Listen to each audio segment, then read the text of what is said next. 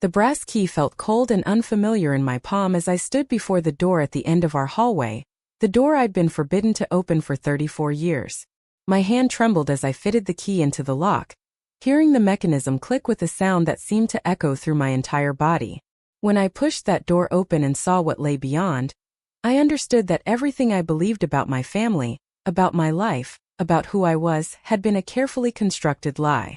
The discovery waiting for me in that hidden room would unravel decades of deception, and my response would force my family to finally face the truth they'd spent a lifetime concealing. But I'm getting ahead of myself. To understand why finding that key changed everything, you need to know how I got here. How I lived 34 years in a house with a locked room and never questioned it until one ordinary Tuesday afternoon when my entire world came crashing down. My name is Eleanor Hartwell, and I'm 52 years old. I've lived in the same Victorian house in Portland, Maine my entire life. The house has been in my family for 4 generations, a sprawling 3-story structure with turrets and gabled windows overlooking the harbor. It's the kind of house that appears in real estate magazines, the kind tourists photograph when they walk through our historic neighborhood. It's beautiful, everyone says so. But beauty, I've learned, can hide terrible secrets. Growing up, the storage room at the end of the second-floor hallway was just a fact of life, like the squeaky third step on the main staircase, or the way the radiators clanked on cold mornings. The door was always locked. My parents, Richard and Margaret Hartwell, told me it contained old business documents from my grandfather's shipping company, papers that needed to be preserved for legal reasons, but were of no interest to anyone in the family. "It's just boring paperwork, Eleanor," my mother would say whenever I asked about it as a child. "Tax records, shipping manifests, old contracts. Nothing interesting for a little girl." My father was more direct. "That room is off limits, Eleanor. There are things in there that could be damaged by curious fingers. When you're older perhaps, but for now, stay away." I obeyed. I was always the obedient daughter, the good girl who followed the rules and trusted her parents. Why wouldn't I? They were loving, attentive, involved in my life. My mother helped with my homework every night.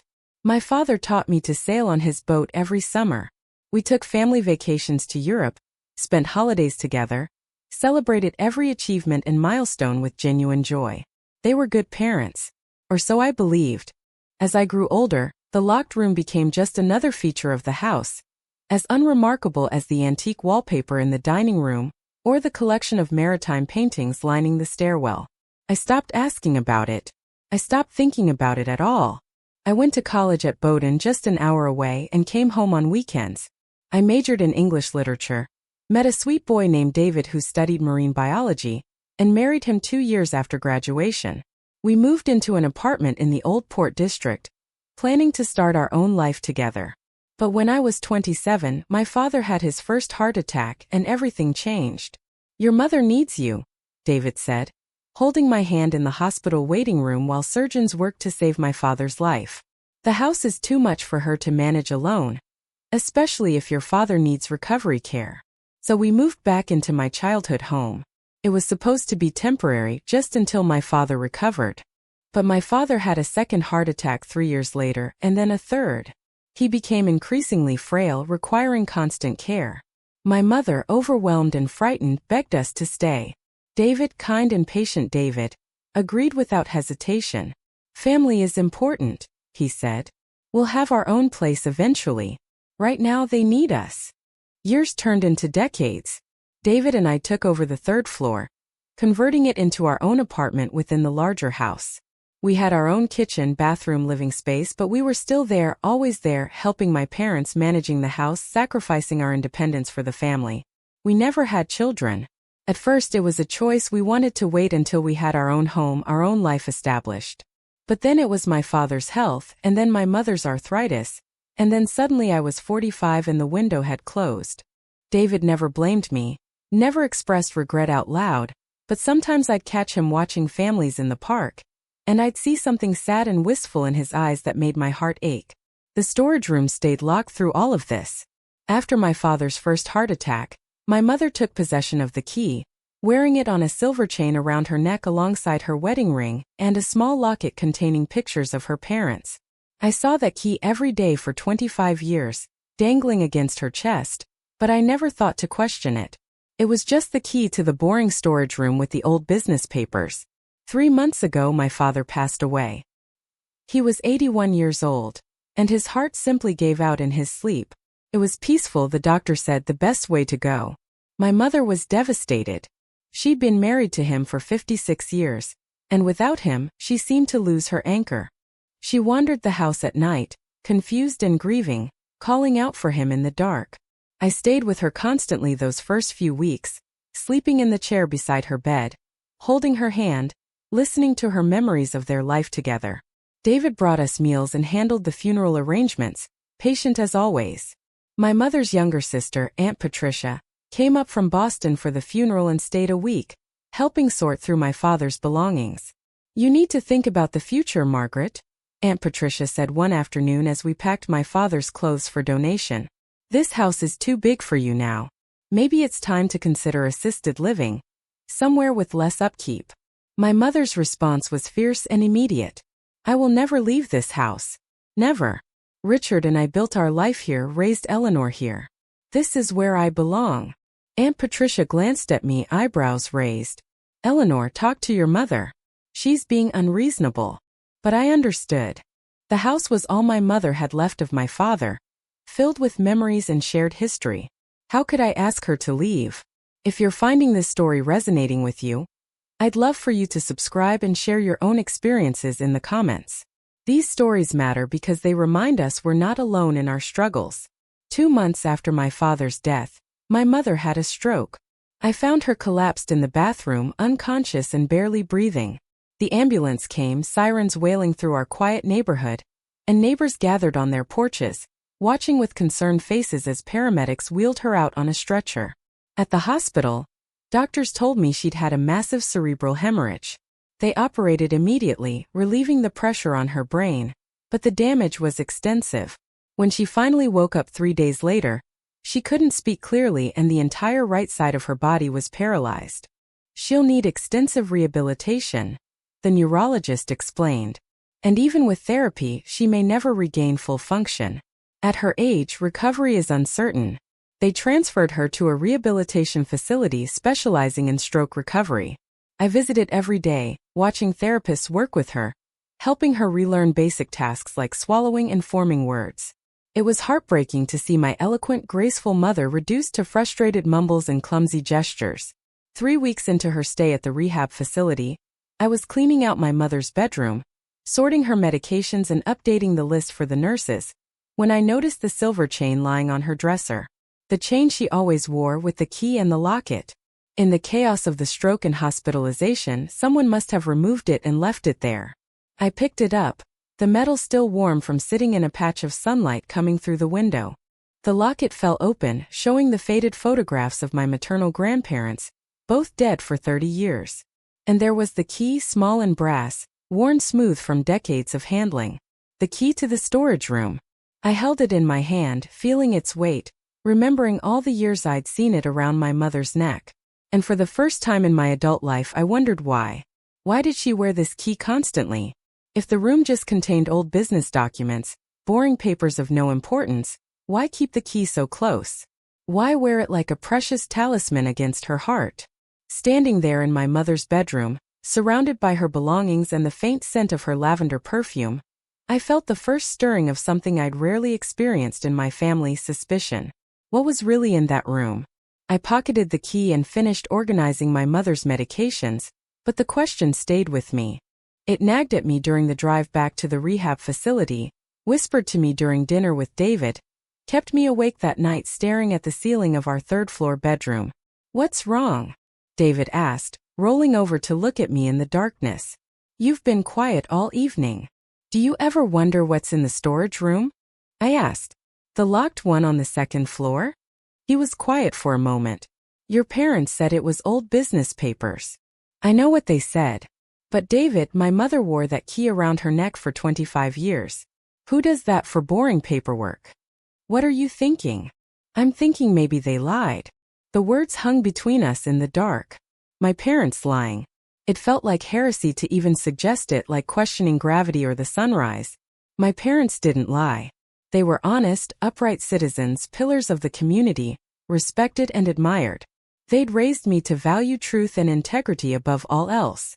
But they'd also raised me to never question the locked door. "Are you going to open it?" David asked quietly. "I don't know. It feels like a violation of their privacy. Eleanor, your father is gone and your mother may never come home.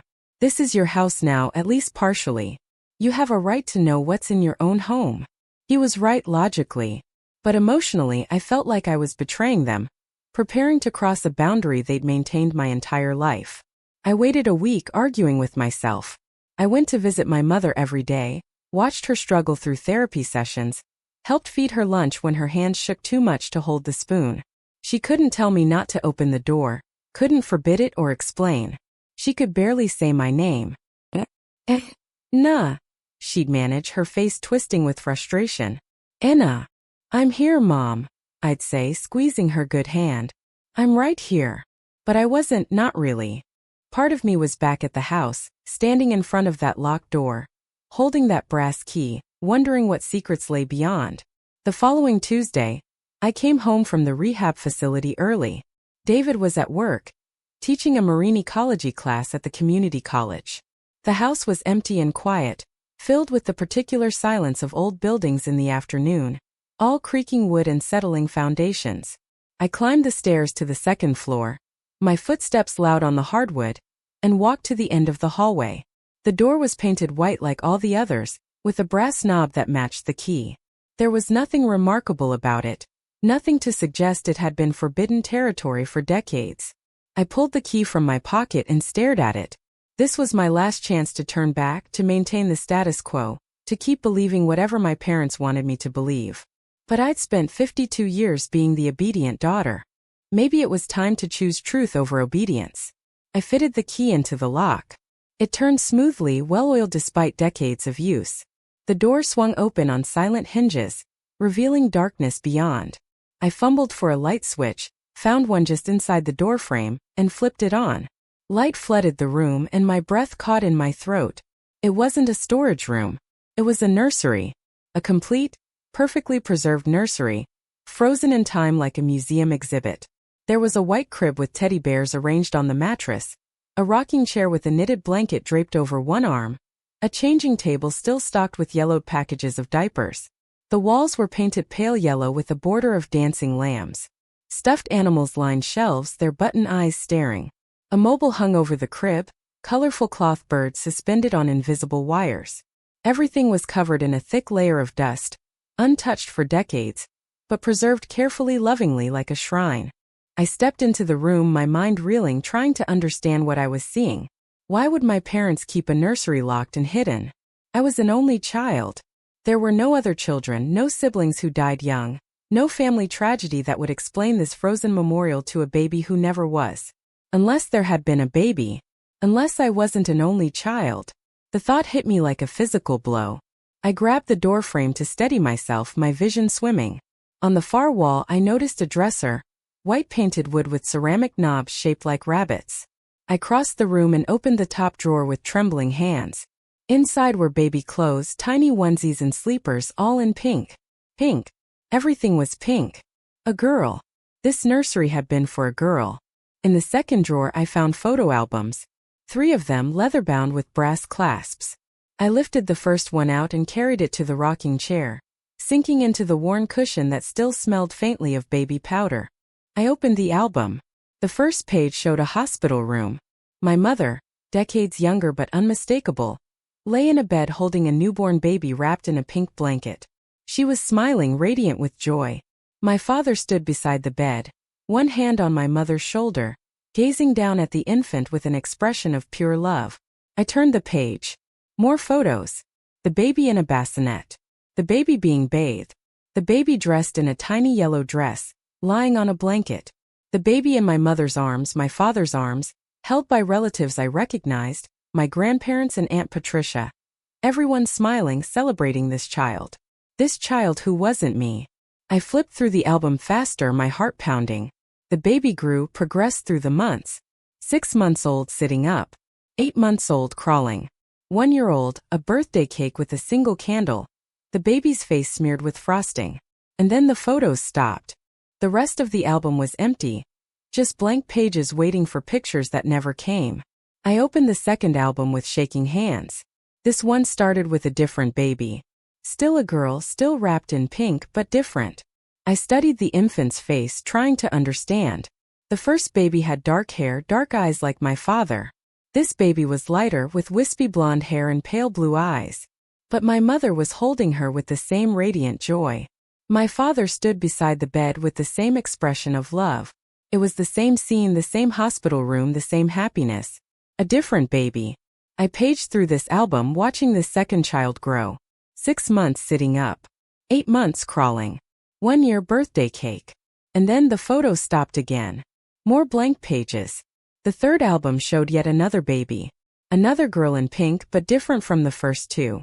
This child had red hair. Bright copper that stood up in wild tufts, and green eyes. The same progression. Birth, growth, development, first birthday. And then nothing. Blank pages. I sat in the rocking chair, holding 3 photo albums full of baby girls who weren't me, trying to make sense of what I was seeing. My parents raising 3 daughters before me. 3 daughters who appeared and then disappeared, leaving no trace except these hidden photos in a locked room. What happened to them? Where did they go? And why had my parents never mentioned them? I thought about my childhood, trying to remember any hint of siblings, any slip of the tongue or mysterious comment. But there was nothing. My parents had always presented me as their only child, their precious daughter, born after years of trying. They told me how desperately they wanted a baby, how I was their miracle. But clearly I wasn't their first miracle. I was their fourth. What happened to the other 3? I set the albums aside and searched the room more thoroughly. In the closet I found boxes of baby items, bottles and blankets and toys. I found hospital bracelets, tiny plastic bands with names and dates written in faded ink. Baby girl Hartwell, 6 pounds 3 ounces, April 15, 1966. Baby girl Hartwell, 6 pounds 8 ounces, March 22, 1968. Baby girl Hartwell, 7 pounds 1 ounce, January 8, 1970. And then, at the bottom of the box I found my own hospital bracelet. Eleanor Grace Hartwell, 6 pounds 5 ounces, September 12, 1973. For daughters. For baby girls. But only one, only me, grew up in this house. In another box I found documents. Legal papers with official seals and signatures. I pulled them out and read them in the dusty light filtering through the nursery windows. Adoption papers. 3 sets of adoption papers, each one finalizing the placement of an infant girl with adoptive families. The babies had been renamed by their new parents, given new lives, new identities. The first became Jennifer Marie Collins, adopted by a family in California. The second became Sarah Jane Wright, adopted by a family in Texas. The third became Rebecca Lynn Morrison, adopted by a family in Connecticut. My parents had given them away. They'd kept each baby for a year, loved them, photographed them, raised them through those crucial first months, and then surrendered them for adoption. But they'd kept me. Why? What made me different? What made me the one worth keeping? I found the answer in the last document in the box. My birth certificate, the original one issued by the hospital, not the amended version I'd seen when I applied for my passport years ago. Under medical notes, it listed a condition. Infant diagnosed with moderate hearing loss, cochlear abnormality detected. I touched my ears instinctively. I'd been born with hearing problems, had worn hearing aids since I was 3 years old, had undergone multiple surgeries to improve my hearing throughout childhood. It was just a fact of my life. A minor disability that required accommodation but never defined me. But apparently it had saved me. My parents had given away 3 healthy baby girls and kept the one with a disability, the one who needed them, the one who couldn't be easily placed with another family, the one who was perhaps less desirable to adoptive parents seeking a perfect, healthy infant. I had been kept by default because I was broken. The realization struck me with such force that I doubled over in the rocking chair, gasping for air. Everything I believed about my parents, about their love for me, about my place in the family, shattered in an instant. They hadn't kept me because I was special or wanted or loved. They'd kept me because no one else wanted me.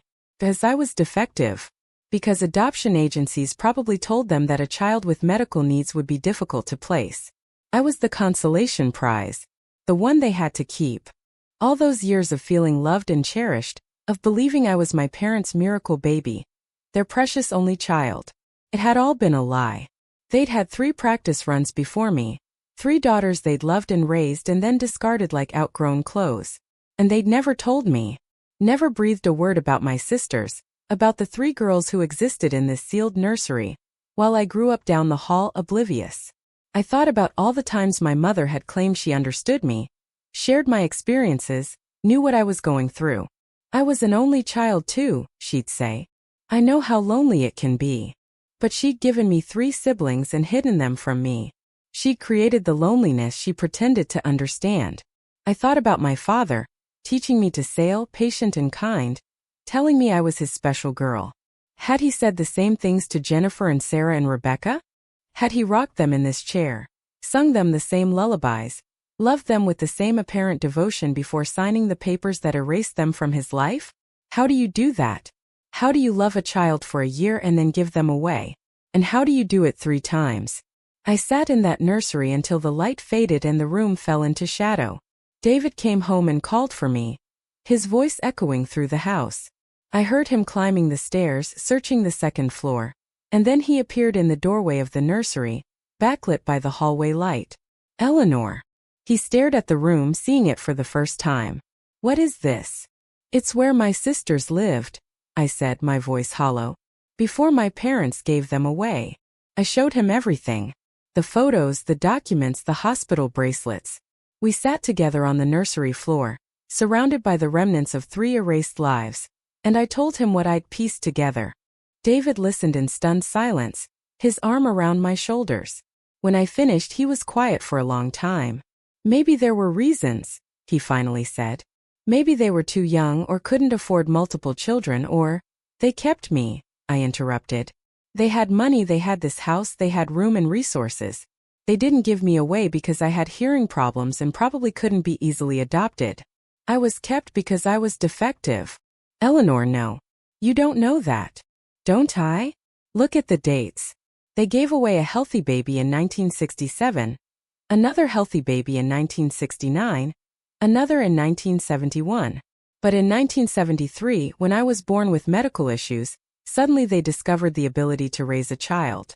Suddenly they became parents. What changed? I was less adoptable. That's what changed. David held me while I cried, great shuddering sobs that seemed to come from somewhere deep and primal. I cried for my 3 sisters, scattered across the country, probably unaware they had siblings. I cried for the baby versions of them, loved and then surrendered. I cried for myself, the defective daughter kept by default. What are you going to do? David asked when my tears finally subsided. I don't know, I admitted. Confront my mother? She can barely speak. Search for my sisters? They probably don't even know I exist. Whatever you decide, I'm here, he said. We'll figure this out together. But over the following days, as I processed the discovery, I realized I couldn't just let this go. I couldn't pretend I hadn't found the nursery, hadn't seen the photos, hadn't learned the truth about my family. The knowledge sat inside me like a stone, heavy and cold, and I knew I had to do something with it. I started by researching adoption law. I learned that adoption records from the 1960s and 70s were mostly sealed, but that many states had begun allowing adult adoptees to access their original birth certificates and information. I learned about reunion registries, where adoptees and biological family members could register their information and be matched if both parties were searching. I registered on every site I could find, listing myself as Eleanor Grace Hartwell, biological sister seeking Jennifer Marie Hartwell, Sarah Jane Hartwell, and Rebecca Lynn Hartwell, born in Portland, Maine, adopted in California, Texas, and Connecticut respectively. Then I waited. In the meantime, I visited my mother at the rehab facility, watching her struggle through physical therapy, helping her eat, reading to her from books she used to love. I didn't mention the nursery. Every time I looked at her, I thought about asking, about demanding answers, but she could barely communicate beyond simple yes and no responses. What was the point of confronting someone who couldn't defend themselves or explain? But my Aunt Patricia came to visit again, driving up from Boston to check on her sister. I met her in the rehab facility cafeteria, and over terrible coffee from vending machines, I decided to ask questions. "Aunt Patricia," I said carefully, "did you know my parents had other children before me?" She went very still, her coffee cup frozen halfway to her lips. "What?" "I found a nursery in our house. A locked room with baby clothes and photos.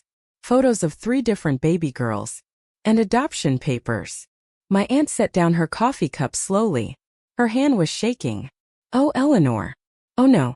You weren't supposed to find out. So you knew." It wasn't a question. She closed her eyes briefly. "Yes. I knew. I tried to talk Margaret out of it every time. But she and Richard were so young when they had the first baby, barely 22. They panicked. They felt they weren't ready to be parents. So they gave her away and tried again? Twice. It's more complicated than that. After the first adoption, Margaret was heartbroken. She became convinced she'd made a terrible mistake. She got pregnant again quickly, wanting another chance. But when the second baby came, she panicked again. The reality of caring for an infant, the responsibility, it overwhelmed her. The same thing happened with the third baby. And then I came along. Aunt Patricia met my eyes. "When you were born with hearing problems, the adoption agency told Margaret and Richard that you'd be difficult to place. They'd need to find a family specifically willing to take on a child with medical needs, and it might take time. Margaret, she bonded with you during that time. By the time a potential adoptive family was found, she couldn't let you go. So I was right. I'd been kept because I was broken." "Did my sisters know about me?" "About each other. I don't know what they were told by their adoptive families. The adoptions were closed. No contact, no information shared. That was standard practice back then." "Did my parents ever regret it? Ever try to find them?" Aunt Patricia was quiet for a long moment.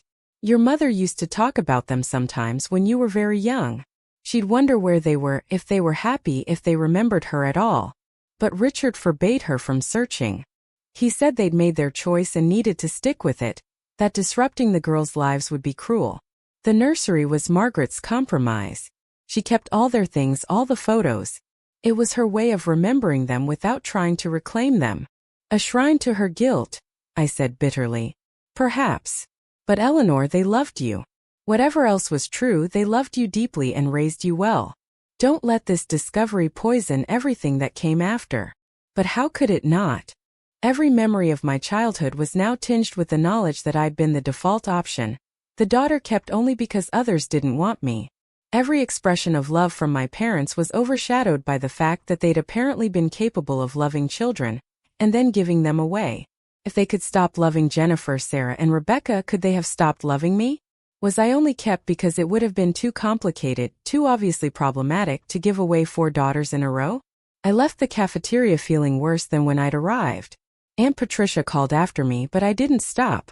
I couldn't process her explanations or justifications. I needed time to think, to decide what to do with this information that was reshaping my entire understanding of my life. 2 weeks after my conversation with Aunt Patricia, I received an email through one of the reunion registries.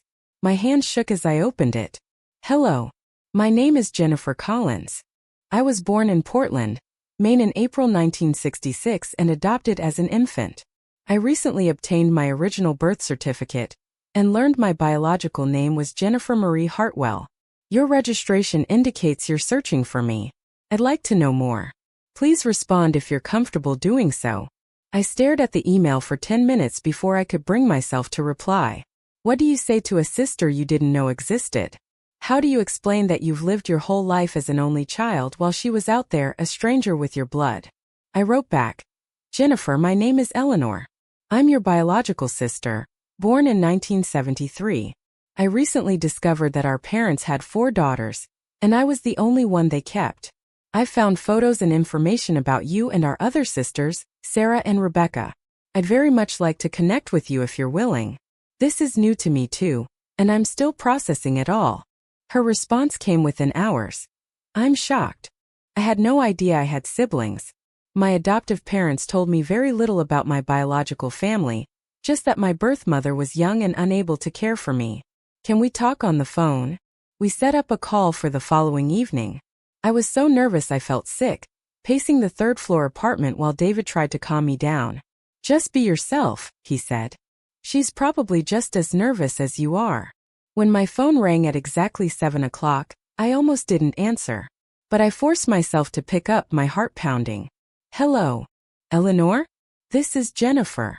Her voice was warm and slightly husky, with a hint of a California accent. I realized I was hearing my sister's voice for the first time in my conscious memory. Hi, Jennifer. Thank you for calling. We were both awkward at first, making small talk about the weather and our jobs. Jennifer was a high school teacher in Sacramento, married with 2 teenage daughters. She'd had a good life, she said, with loving adoptive parents who'd raised her well. But I always knew I was adopted, she said. And I always wondered about my biological family. When California changed their laws and allowed adult adoptees to access their original birth certificates, I requested mine immediately. I never expected to find out I had siblings. I didn't know about you until 3 weeks ago, I admitted. Our parents never told me. I found a locked room in our house with photos and documents. 3 sets of adoption papers for 3 different babies. 3? You said there were 4 of us total. Yes. You, Sarah, Rebecca, and me. They gave you all away but kept me. Why? I explained about my hearing problems, about being less adoptable, about my theory that I'd been kept by default. Jennifer listened without interrupting, and when I finished, she was quiet for a long moment. That must be incredibly painful, she finally said. To feel like you were kept only because you were broken. It changes everything. Every memory, every moment of love they showed me. Was it real? Or was I just the obligation they couldn't avoid? Eleanor, can I tell you something? I've spent years in therapy working through adoption trauma. One thing I've learned is that people's motivations are usually more complex than we think. Maybe your parents did keep you because of your hearing loss initially. But that doesn't mean they didn't grow to love you genuinely. Parenting changes you. Maybe you changed them. It was a generous interpretation, more generous than I felt capable of at that moment. But I appreciated her attempt to help me see beyond my hurt. We talked for 2 hours that first night, comparing our lives, our experiences, our families.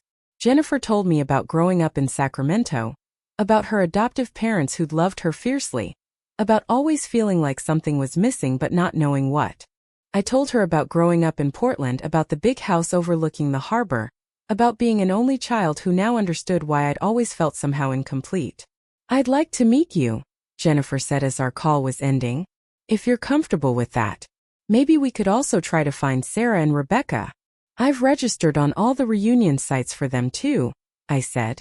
I'm hoping they'll respond. Let's hope they're searching too. After we hung up, I felt simultaneously energized and exhausted. I had a sister. A real living, breathing sister who wanted to know me. It didn't fix the betrayal of my parents' secrets, but it opened a door I hadn't known existed. Over the following weeks, Jennifer and I spoke regularly. We emailed photos back and forth, compared baby pictures, marveled at how similar we looked despite different coloring. She had my mother's nose, my father's chin. We were undeniably related.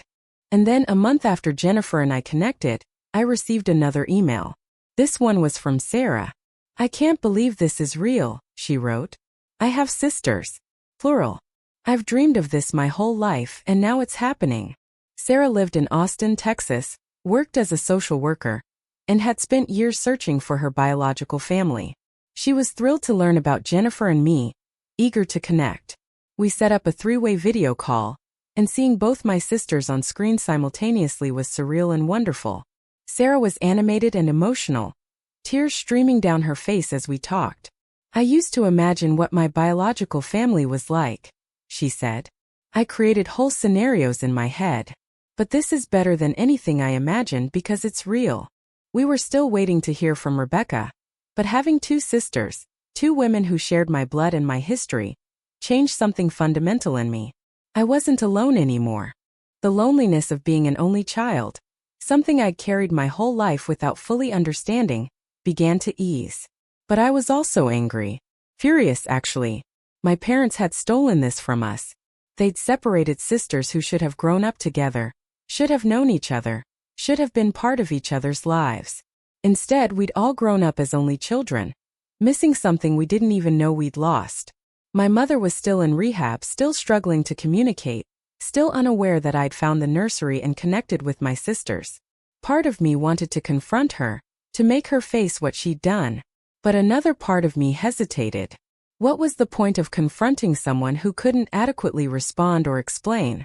David disagreed. She needs to know, he said.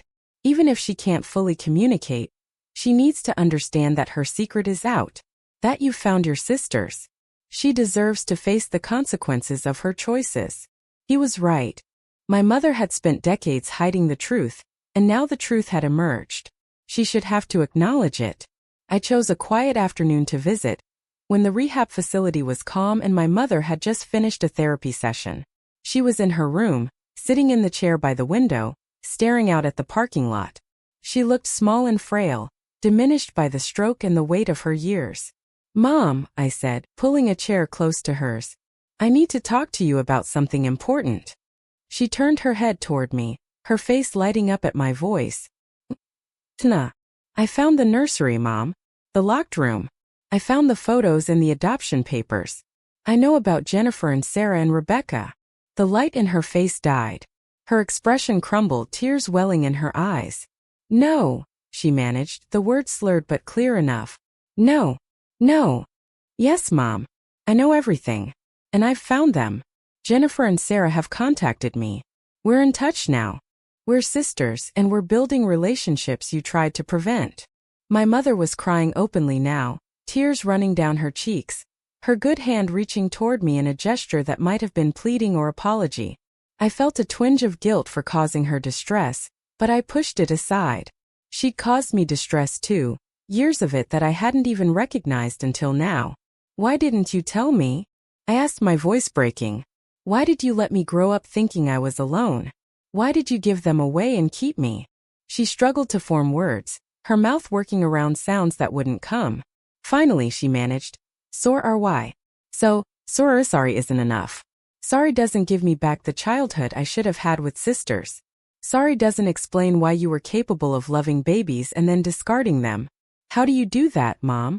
How do you love a child for a year and then sign them away?" She was sobbing now, her whole body shaking with the force of her emotion. A nurse appeared in the doorway, alerted by the sound, looking concerned. "Is everything all right?" "We're fine," I said, though we clearly weren't. "This is a family matter." The nurse hesitated but withdrew, leaving us alone. I looked at my mother, this woman I'd loved and trusted my entire life, now revealed as someone who'd made choices I couldn't comprehend. "I don't know if I can forgive you," I said quietly. "I don't know if I even want to try. You stole my sisters from me, and you stole me from them. You created this family and then tore it apart, and the only reason I survived it was because I had hearing problems and you couldn't get rid of me as easily."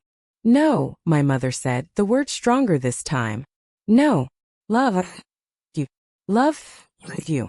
Did you love Jennifer? Did you love Sarah and Rebecca?" She nodded, more tears falling. "Then how could you give them away?" She couldn't answer, couldn't explain in her limited capacity. I didn't know if she could have explained even if she'd been healthy and articulate. How do you rationalize the irrational? How do you justify choices that defy justification? I left the rehab facility that day not knowing if I'd return. I was too angry, too hurt, too overwhelmed by everything I'd learned. David supported my decision to take space from my mother, though he gently reminded me that she might not have much time left. "I know," I said, "but I need to prioritize my own healing right now.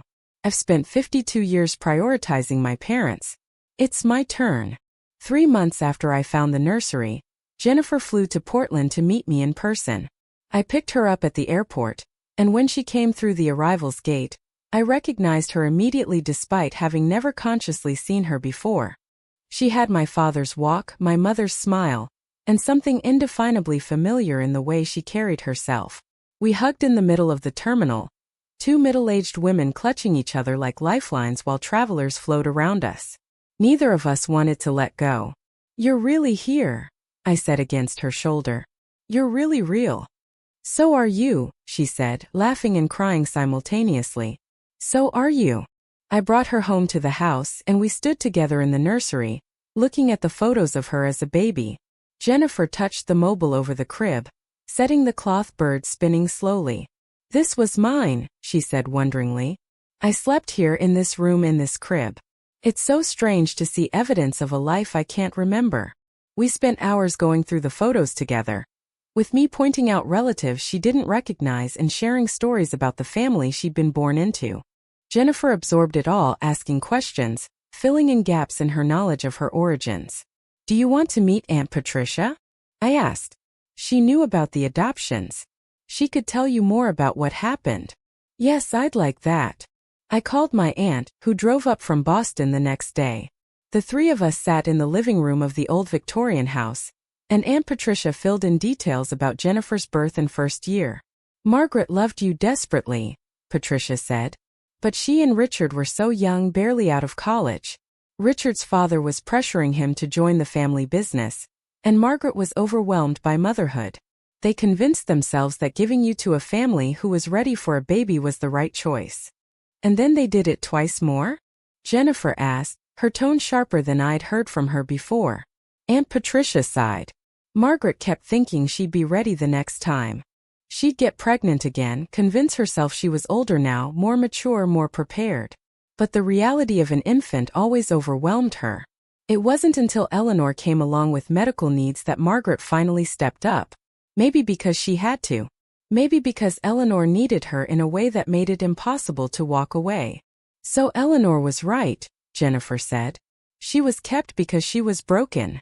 Or maybe she was kept because she finally broke through Margaret's fear and forced her to become the mother she should have been all along, Aunt Patricia countered. I'm not excusing what they did. It was wrong to keep giving away babies. But Margaret did eventually become a devoted mother to Eleanor. That should count for something. Jennifer and I exchanged glances. It was a more charitable interpretation than either of us felt ready to accept, but there might be truth in it. Before Jennifer flew back to California, we took a walk along the Portland waterfront, watching boats bob in the harbor while seagulls wheeled overhead. The October air was crisp and cold, smelling of salt and fish in autumn. What are you going to do about Mom? Jennifer asked. Have you decided? I don't know. Part of me wants to cut her off completely, to make her feel the abandonment she inflicted on you and Sarah and Rebecca. But she's dying probably. The doctors don't think she'll recover enough to leave rehab. And she's still my mother, whatever else is true. She's my mother too, Jennifer said quietly. Biologically at least. But I don't feel any connection to her. She's a stranger who happened to give birth to me.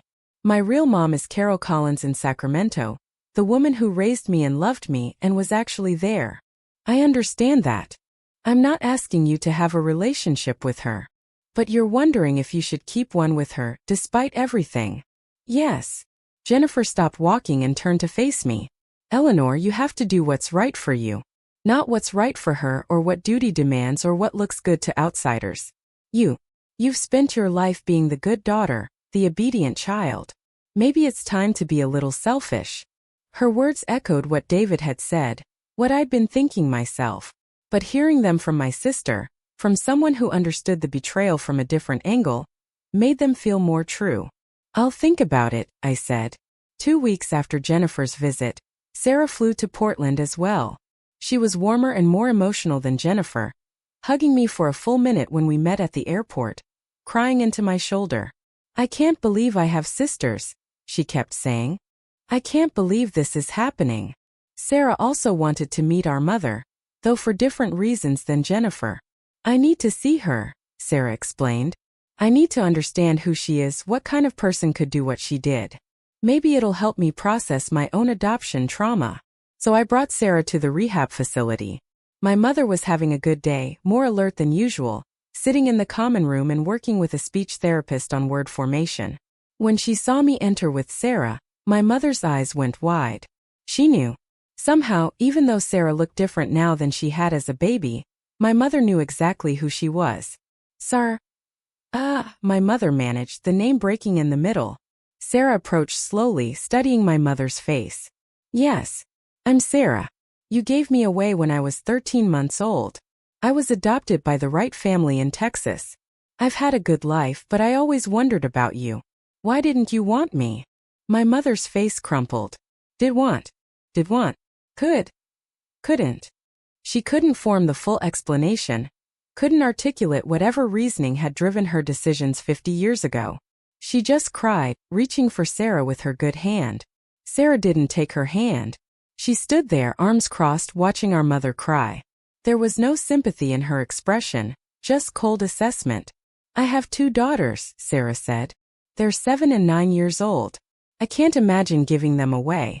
I can't imagine loving them for a year, and then signing papers to erase them from my life. What kind of person does that?" "I'm sorry," my mother sobbed. So sorry. Sorry doesn't fix it. Sorry doesn't give me back the biological family I should have had. Sorry doesn't explain why I grew up feeling like something was missing when I had 3 sisters I never knew about." Sarah turned and walked out of the room without another word. I followed her, catching up in the parking lot where she stood beside my car, her whole body rigid with anger. "I'm glad I came," she said. "I needed to see her to confirm that she was real. But I don't need to see her again. As far as I'm concerned, she stopped being my mother the day she signed those adoption papers." I drove Sarah back to the house, and we spent the evening going through the photo albums together. Unlike Jennifer, who'd been quietly reflective about seeing her baby photos, Sarah was angry, jabbing her finger at pictures. "Look at her smiling," she said, pointing at a photo of our mother holding baby Sarah. "She looks so happy, so content. How fake is that? How do you smile like that at a baby you're planning to give away?" "Maybe she wasn't planning it yet," I suggested. "Maybe in that moment she really was happy. That makes it worse. If she was happy, if she loved us, then giving us away was even more cruel. At least if she'd been miserable, there'd be a reason. But she looks genuinely joyful in these photos, and then she just discarded us." I understood Sarah's anger because I felt it too. But I also felt the weight of 52 years of loving my parents, of believing they were good people who loved me. That narrative was shattered now, but pieces of it still remained, stubborn fragments that resisted being swept away. The following month, Rebecca finally responded to my reunion registry posting. Her message was brief and cautious. "I'm not sure I'm ready for contact, but I wanted you to know I saw your message and I'm processing it. I've known I was adopted my whole life, but I've never wanted to search for my biological family. Finding out I have sisters is overwhelming. I need time to think about whether I want to pursue a relationship." I shared Rebecca's message with Jennifer and Sarah, and we agreed to respect her need for space. We'd made initial contact. The next move was hers. In the meantime, the 3 of us, Jennifer, Sarah, and I, began building our own relationship separate from Rebecca and our parents. We created a group chat where we talked daily, sharing photos of our lives, our families, our daily experiences. We planned visits, with Sarah coming to Portland again in December and me flying to California to visit Jennifer in January. It felt like building a family from scratch, creating connections that should have existed our entire lives, but had been stolen from us. It was beautiful and painful simultaneously, a constant reminder of everything we'd missed, while also offering the possibility of what we could have moving forward. My mother remained in the rehab facility, making slow progress in her recovery, but never regaining her full capacity for speech or movement. I visited once a week, a compromise between cutting her off completely and continuing to prioritize her needs above my own. Our visits were brief and stilted. She'd cry sometimes when she saw me, reaching for my hand, trying to apologize in her limited vocabulary. I'd sit with her for 30 minutes, updating her on mundane details of my life, and then I'd leave. I didn't tell her about my growing relationships with my sisters. That felt private, something she'd forfeited the right to know about when she'd separated us in the first place.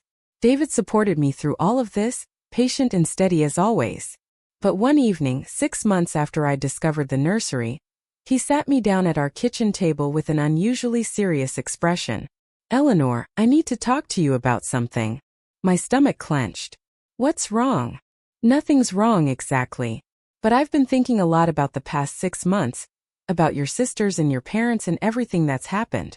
And I've been thinking about us." "What about us?" "We've lived in this house for 25 years, David continued. "We gave up our own apartment, our own independence, our chance at having children, all to take care of your parents. And now your father is gone and your mother is in rehab, probably permanently. Eleanor, when do we get to live our own life?" The question hung between us, heavy with implications. I'd been so focused on processing the discovery of my sisters and the betrayal of my parents that I hadn't stopped to think about what this meant for David and me, for our marriage, for the future we'd postponed indefinitely. What are you saying? I asked carefully. I'm saying maybe it's time to make a decision about this house, about your mother, about what we want our next chapter to look like. We're both in our 50s now. We don't have endless time ahead of us. I'd like to spend at least some of it living the life we always talked about having. He was right. God, he was so right. We'd put our lives on hold for so long that I'd almost forgotten we'd ever had plans of our own.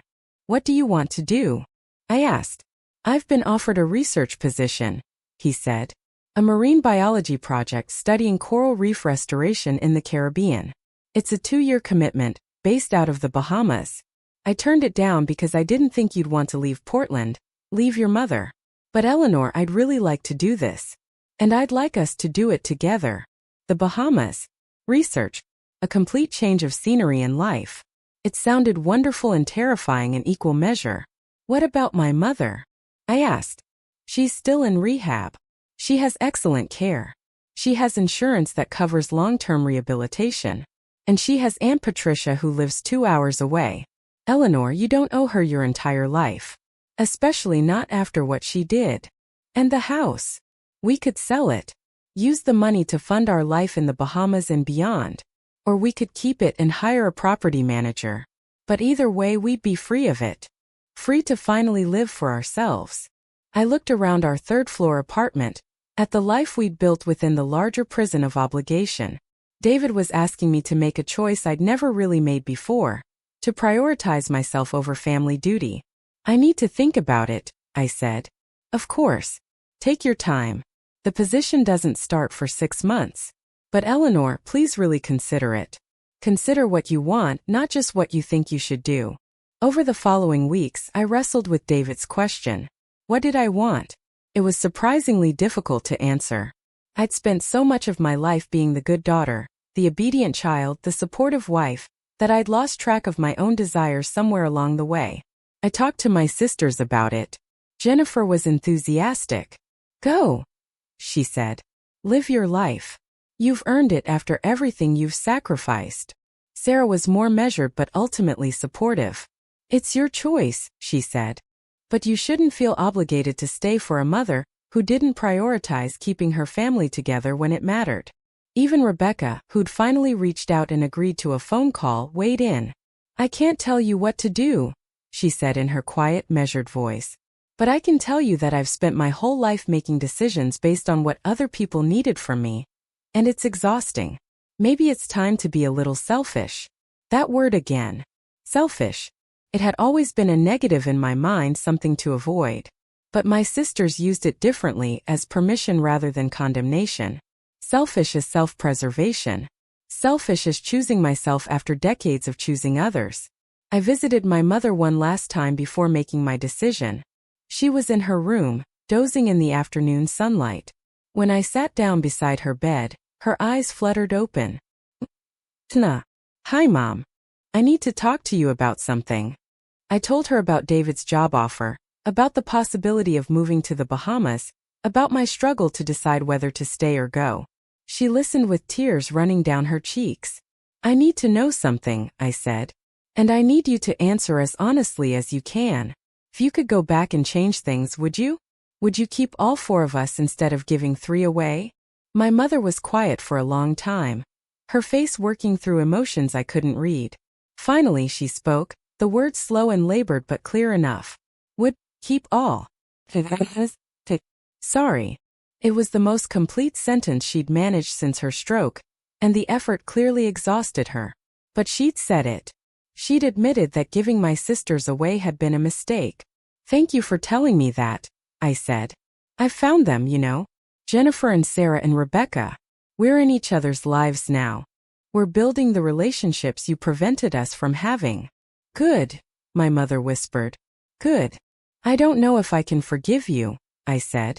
I don't know if I'll ever understand how you could love babies and then give them away. But I'm trying to move forward. And part of moving forward means living my own life now, not just taking care of you. My mother nodded, more tears falling. Go, she managed. Be happy. Why? It was permission, or as close to permission as she could give. I kissed her forehead and left the rehab facility for what I knew might be the last time. That evening, I told David I wanted to go to the Bahamas with him. His face lit up with joy and relief. Really? You're sure? I'm sure. It's time for us to have our own adventure. We've waited long enough. We spent the next 6 months preparing. We decided to keep the house but hire a property manager to maintain it and arrange for any necessary repairs. Aunt Patricia agreed to oversee my mother's care and make decisions if needed. I set up automatic payments for the rehab facility and made sure all the legal and financial arrangements were in place. And I made one more important decision. I invited my sisters, all 3 of them, to Portland for a weekend before David and I left for the Bahamas. Rebecca had finally agreed to meet in person, nervous but willing. Jennifer and Sarah were excited. The 4 of us, meeting together for the first time in our lives, would be monumental. They arrived on a Friday in March, flying in from California, Texas, and Connecticut. I picked them up at the airport, and seeing all 3 of my sisters together for the first time made my breath catch in my throat. We looked alike. Different coloring, different features, but there was something unmistakably similar in our faces, our postures, our mannerisms. We were sisters in a way that transcended the years of separation. This is surreal, Rebecca said, her eyes wide as she took in Jennifer and Sarah. I have sisters. Plural. Actual sisters. We spent the weekend at the house, going through the nursery together, looking at all the photos, sharing stories about our lives and our families. It was emotional and exhausting and wonderful. On Saturday afternoon, I proposed something I'd been considering for weeks. I want to confront Mom together. All 4 of us. I want her to see what she did, to face all of her daughters at once. There was silence as my sisters processed this. Jennifer spoke first. I'm in. She needs to see the consequences of her actions. Me too, Sarah agreed. She doesn't get to hide from this anymore. Rebecca hesitated. I don't know. I'm not sure I'm ready for that kind of confrontation. You don't have to say anything, I assured her. Just being there, just existing as evidence of what she did, that's enough. We'll do the talking. Rebecca finally nodded. Okay. I'll go. Sunday afternoon, all 4 of us walked into the rehab facility together. The nurse at the front desk did a double take when she saw us, probably noting the family resemblance. We're here to see Margaret Hartwell, I said. All of us. My mother was in the common room, working on a jigsaw puzzle with a therapy aide. When she looked up and saw all 4 of us standing there, her face went white. The puzzle piece she'd been holding clattered to the table. Hi, Mom, I said. I brought some people to meet you. These are your daughters. All of them. Jennifer, Sarah, Rebecca, and me. The 4 baby girls you gave birth to. 3 you gave away, 1 you kept by default. My mother made a sound, a low moan of distress that drew the attention of nearby staff members. But I wasn't stopping. I'd spent 6 months processing this and she needed to face it. Jennifer is a teacher in California with 2 daughters of her own, I continued. Sarah is a social worker in Texas with 2 daughters. Rebecca is a veterinarian in Connecticut with a son. They all had good lives, good families who actually wanted them. But they grew up without sisters, without biological family, because you decided you weren't ready to be a parent.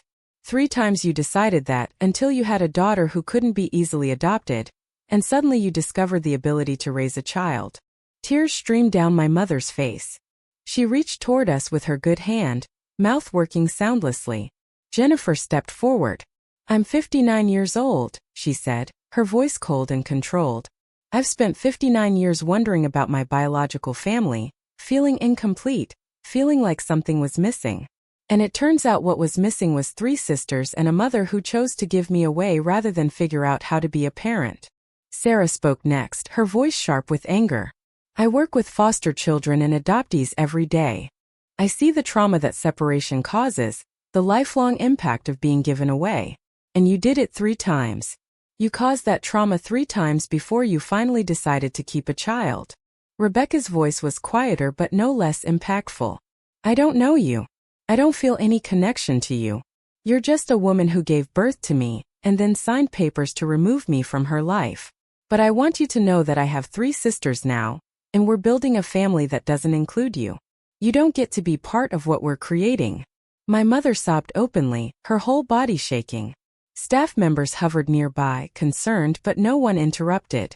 Perhaps they sensed this was something that needed to happen. "We're not here for your apologies," I said, my voice steady. "We're not here to make you feel better or absolve your guilt. We're here so you can see what you did.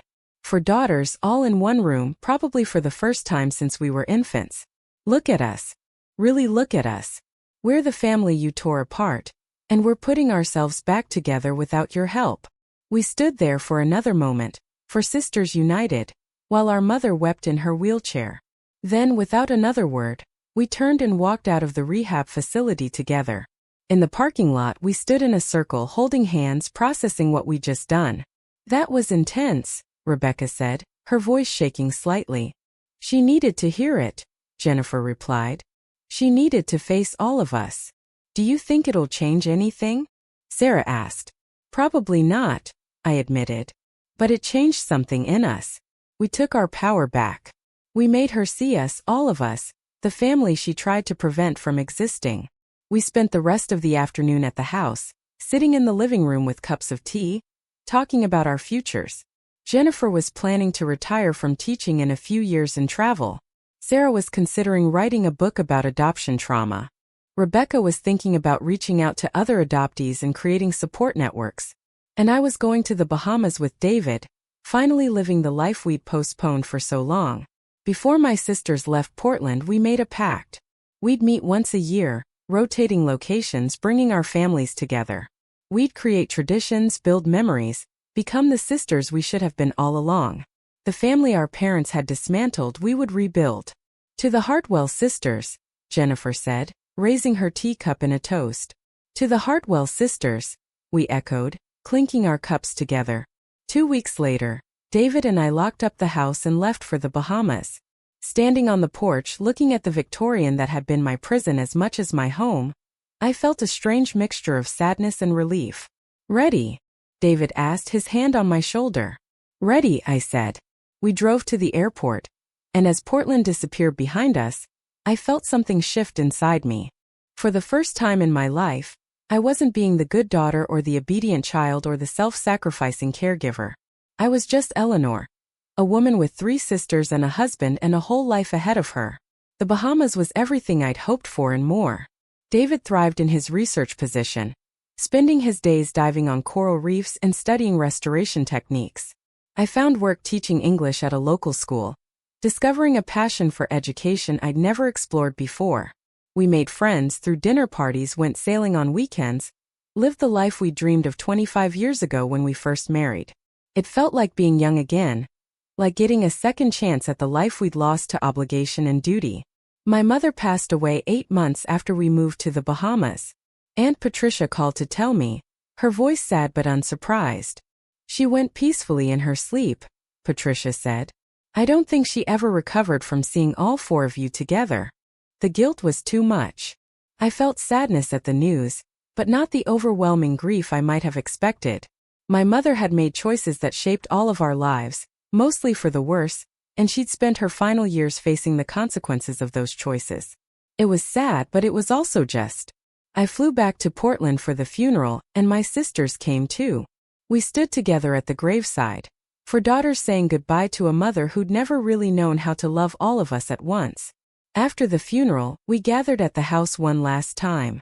I decided to sell it, to close that chapter of my life completely. Standing in the nursery, looking at the space that had held so many secrets, I felt ready to let it go. "What should we do with all this?" Jennifer asked, gesturing at the baby clothes and photos and toys. "Take what you want," I said. "The photos of each of you, anything that feels meaningful. The rest we'll donate." We spent hours sorting through the nursery, reclaiming pieces of our infant selves. Jennifer took photos of herself and the mobile that had hung over her crib. Sarah took the baby blanket that appeared in many of her photos. Rebecca took a stuffed rabbit she'd apparently been photographed with constantly. I kept the hospital bracelets, all 4 of them, proof that we'd all existed, all been born to the same parents, all started our lives in the same place. "What will you do with the house money?" Sarah asked as we boxed up the last of the nursery items.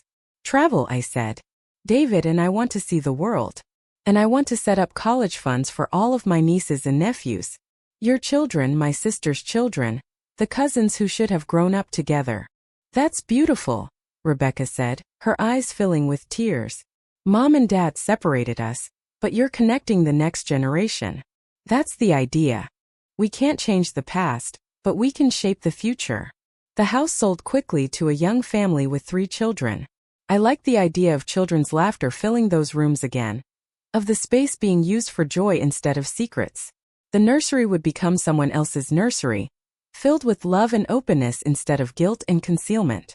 With the house sold and my mother gone, I felt truly free for the first time in my life. David and I extended our stay in the Bahamas, then traveled to Costa Rica, then to Australia, following his research opportunities and my teaching contracts. We moved every few years, never staying long enough to feel trapped, always seeking the next adventure. And every year without fail I met my sisters. We rotated locations, bringing our families together, building the relationships that should have existed our entire lives. Our children, the cousins who'd been kept apart by our parents' choices, became friends. They grew up knowing their family history, knowing that they'd been separated once but would never be separated again. Jennifer's daughters were adults now, pursuing their own careers and lives. Sarah's girls were teenagers, bright and ambitious like their mother. Rebecca's son was in elementary school, already showing signs of his mother's love for animals. And though David and I never had children of our own, we became everyone's favorite aunt and uncle. The ones who showed up with gifts from exotic locations and told stories about coral reefs and rainforests. On the 5-year anniversary of finding the nursery, all 4 of us sisters met in Portland. The house was long sold, but we rented a vacation home near the water and spent a week together. Just the 4 of us. Do you ever regret it? Sarah asked one evening as we sat on the porch watching the sunset. Confronting Mom the way we did? She died 8 months later. No, I said firmly. She needed to face what she did. We all needed that moment of truth. I agree, Jennifer said. She spent decades hiding from her choices, making her see us all together, making her understand the full impact of what she did. That was necessary. I used to feel guilty about it, Rebecca admitted. But my therapist helped me understand that we weren't responsible for her guilt. She was responsible for the actions that caused the guilt. Exactly, I said. We didn't destroy our family. She did. We just made her acknowledge it. We were quiet for a while, watching the sky turn pink and gold over the harbor. The same harbor I'd looked at from my childhood home, never knowing that somewhere out there, I had 3 sisters looking at their own horizons, feeling incomplete in ways they couldn't name. I'm glad you found that key, Jennifer said softly. I'm glad you opened that door. It shattered your world, but it also created ours. She was right. Finding the nursery had destroyed everything I believed about my family, about my parents, about my place in the world. But it had also given me something I'd never known I was missing: sisters. Family. Connection. To the secret room, Sarah said, raising her wine glass. To the secret room, we echoed, glasses clinking in the fading light. The truth had shattered my world, but from the pieces, I'd built something better. A family based on choice rather than obligation, on truth rather than secrets, on sisterhood that transcended the years of separation. My parents had tried to keep us apart, had created a locked room to hide their guilt and their mistakes. But secrets, like locked rooms, can only stay closed for so long. Eventually, someone finds the key, opens the door, and lets the light flood in. And when that happens, when the truth finally emerges after decades of darkness, everything changes. Worlds shatter, families break, certainties crumble. But sometimes from the wreckage, something stronger emerges. Something built on honesty and choice and love that's freely given rather than grudgingly maintained. I discovered the secret room my family hid from me, and what I found shattered my world. But my next move, reaching out to my sisters, confronting my mother, choosing my own life over family obligation, didn't just leave my family speechless. It rebuilt everything on a foundation of truth. And that, I've learned, is worth any amount of shattering. Have you experienced family secrets that changed your understanding of your past? What would you do if you discovered hidden siblings? Share your thoughts in the comments below. And if this story resonated with you, please subscribe for more true stories of family, betrayal, and redemption.